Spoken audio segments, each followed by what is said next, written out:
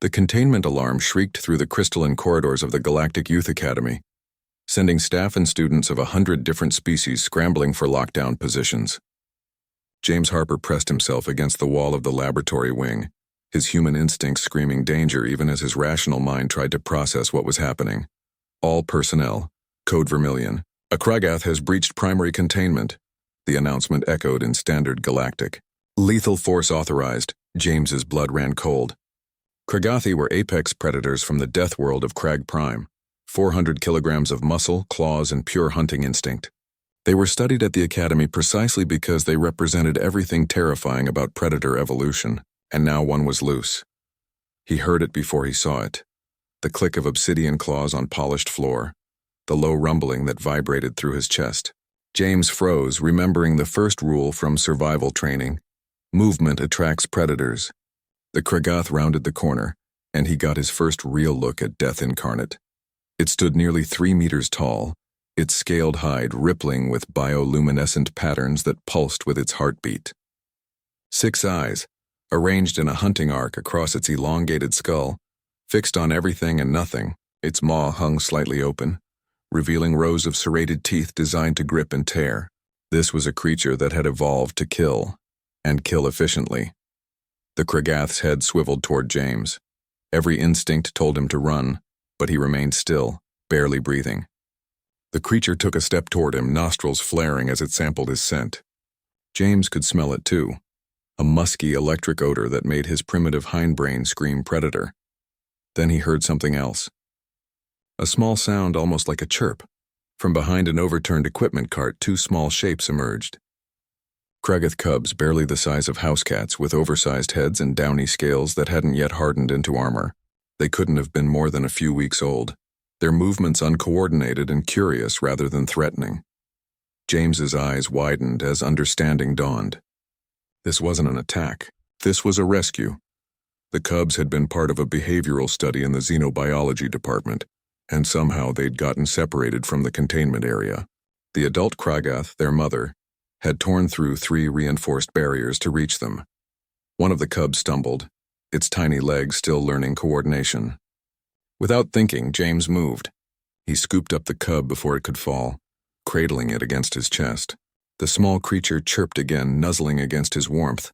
The adult Kragath's entire body went rigid. Every muscle tensed and the bioluminescent patterns flared bright red, the color of rage in Kragathi biology. James had just touched her offspring. He'd just signed his death warrant. But then something impossible happened. The Kragath tilted her head, those 6 eyes focusing with sudden intensity. Her nostrils flared again, processing not just his scent but something more. His intent, perhaps, or the pheromones of care rather than aggression. "It's okay," James heard himself saying, his voice surprisingly steady. "I've got them. They're safe." The second cub had already toddled over to him, climbing up his pant leg with tiny claws that barely scratched his skin.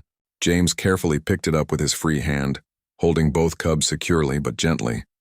The Kragath took a step forward, then another. James's heart hammered against his ribs, but he stood his ground. The massive predator lowered her head, bringing her face level with his. He could feel her breath hot and smelling of copper. One wrong move, one perceived threat to her young, and those jaws would close around his skull before he could blink. Instead, she made a sound, a low, thrumming rumble that vibrated through his bones. Not aggressive, almost questioning. "Here," James said softly, extending his arms. "They're okay, see?" The cubs chirped in response to their mother's call, squirming but not frightened. Slowly, carefully, James knelt down and set the cubs on the floor between them.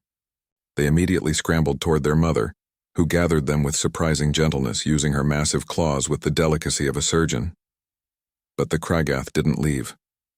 She remained there, studying James with an intelligence that defied the mindless predator classification in the Academy textbooks. One of her claws reached out, and James forced himself not to flinch as it touched his shoulder, not striking, but acknowledging. The moment stretched. Predator and human, apex species from different worlds, seeing each other clearly for the first time. Footsteps thundered down the corridor, security forces arriving with stun weapons and containment fields. The Kragath's head snapped up, patterns flaring defensive orange. She gathered her cubs protectively. "Wait," James shouted, stepping between the Kragath and the approaching security team. "Don't shoot. She's protecting her young." Orla Keening, the Academy's xenobiology director, pushed through the security cordon. The Centaurian woman's 4 eyes took in the scene with rapid comprehension. "Stand down," she ordered. "Immediately." "Director, the protocol." "I said stand down." Orla's voice carried the authority of someone who'd spent decades studying predator species. She approached slowly, her movements deliberate and non-threatening. "Mr. Harper, are you injured?"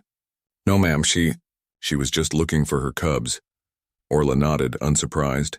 Kragathi are categorized as apex predators, but that classification misses something crucial. They're also highly devoted parents with complex social structures. We forgot that in our fear. The Kragath watched as Orla activated a portable containment field, not a cage, but a safe corridor leading back to the habitat where the cubs had been taken from. The enhanced environment visible through the translucent wall showed enrichment structures, running water and space. The massive predator looked at James one more time. Then, carrying her cubs, she walked calmly into the corridor. As the crisis ended and the Academy began to return to normal, James found Orla reviewing security footage. "You did something remarkable today," she said without looking up. "You saw past the predator to the parent. That's what humanity brings to the galactic community, the ability to recognize kinship in unexpected places." James thought about those 6 eyes studying him, about the gentle touch of a claw that could have torn him apart. "Maybe we're not so different," he said. "Predator, prey, human, alien, we all protect what we love." Orla smiled, her expression knowing. "Welcome to the real lesson of the Galactic Academy, James Harper. The universe is far more connected than we ever imagined."